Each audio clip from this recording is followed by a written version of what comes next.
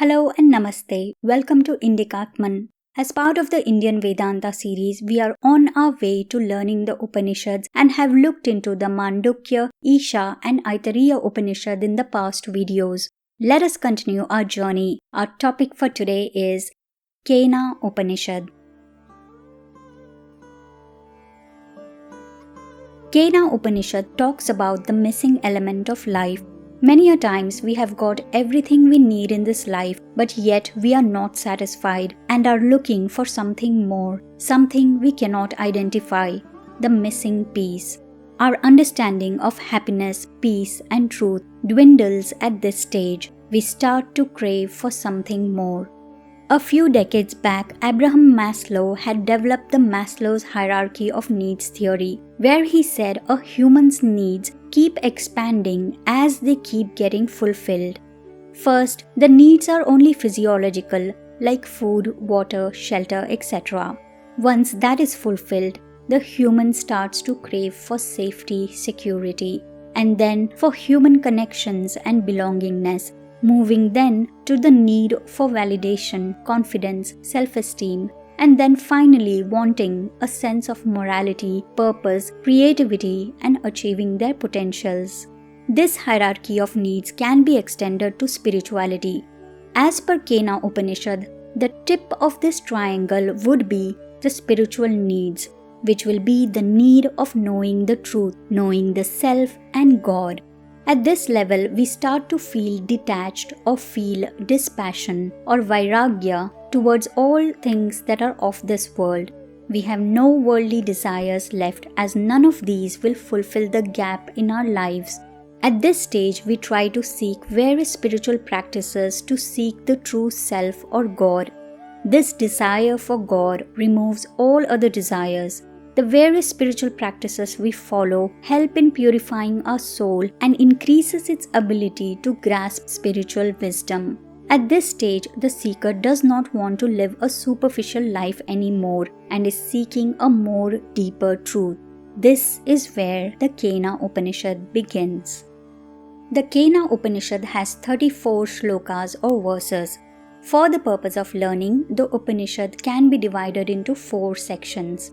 The disciples' inquiry about the self, knowing the Brahman, the humiliation of gods, a story, and the interpretation of the story.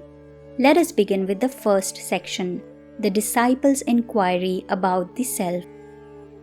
The first verse of the Upanishad is a deep and profound question by the seeker. The seeker asks, by whose will and direction does our mind work?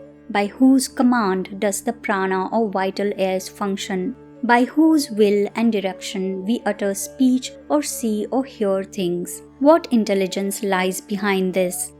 This seeker is not a beginner. He is already at a stage where he no longer wants superficial answers of how things work. He does not want an explanation of just the physical reality of the organs or the neurons of the brains or the psychology behind it, or the astronomy behind it. He is looking for a more deeper knowing of the self. The Guru here responds in a cryptic way. He says, it is the ear of the ear, the mind of the mind, the tongue of the tongue, the eye of the eye, and the life of the life.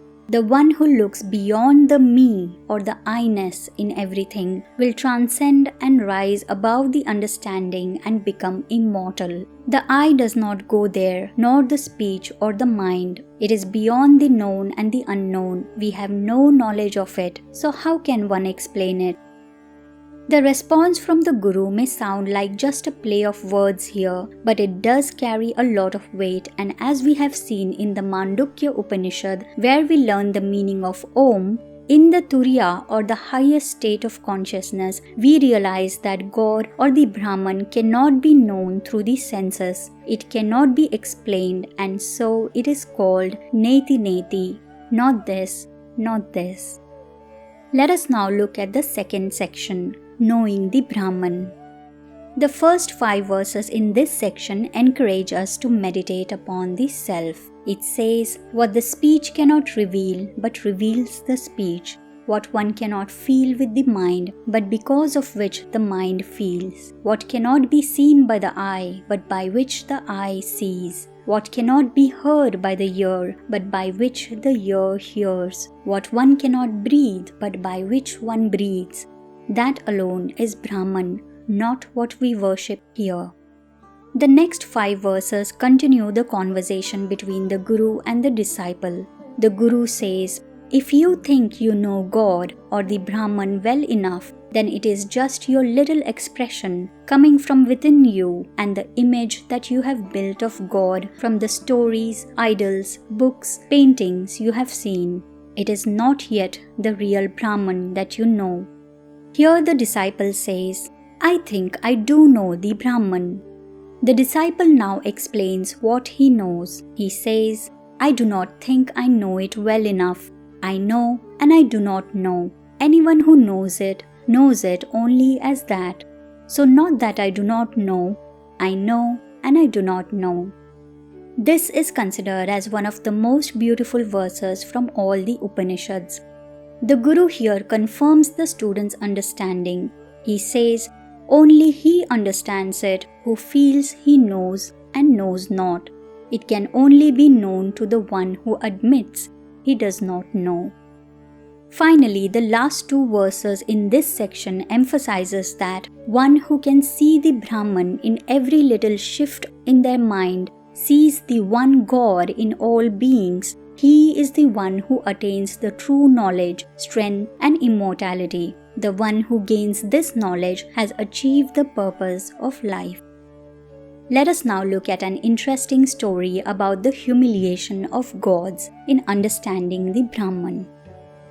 Once upon a time, the deities thought all the glory of this universe belongs to them. They thought all victory is only for them and because of them. The all-knowing Brahman could sense their pride, vanity, and ignorance. So the Brahman decides to present itself to them as a spirit. The gods couldn't recognize who this adorable spirit was. First they sent Agni, the lord of the fire, to check who the spirit was. Agni goes to the spirit. The spirit asks, "Who are you?" Agni proudly replies, "Don't you know who I am? I am the omniscient." The spirit then asks, "What power lives in you?" Agni replies, "I can burn anything there is on this earth." The spirit then places a blade of grass before Agni and says, "Oh really? So burn this." Agni tries with all his force and blows a fire at the tiny blade of grass. He does it again and again, but fails miserably. He returns with shame to the other gods and tells them, "I failed in knowing who the spirit is." Then the gods sent Vayu, the lord of the wind, to check who the spirit is. Vayu goes to the spirit and the spirit asks Vayu, "Who are you?" Vayu replies, "Don't you know who I am? I am the trader of the skies." The spirit then asks, "What power lives in you?" Vayu replies, "I can blow anything there is on this earth." The spirit then places a blade of grass before Vayu and says, "Oh really? So blow this away." Vayu tries with all his force and blows at the tiny blade of grass and does it again and again, but fails miserably. He returns with shame to the other gods and tells them, "I failed in knowing who the spirit is." Then the gods sent Indra, the chief of all gods. Indra goes to the spirit, but suddenly the spirit disappears and in its place appears a beautiful goddess. This goddess is called Uma Devi, and the goddess reveals to Indra, "I am the Brahman." Here ends the story. I know it is an abrupt ending. We will know more about what this story means in the last section of the Upanishad. Let us now look at the interpretation of the story.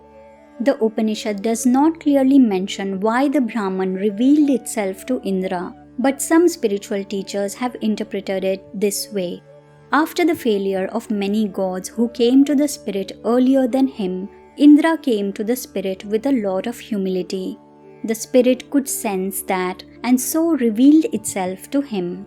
The moral of the story is we should never claim any kind of doership or carry any pride. That is our ignorant ego guiding us. Pride goes before any fall, and beneath all sin there is always pride.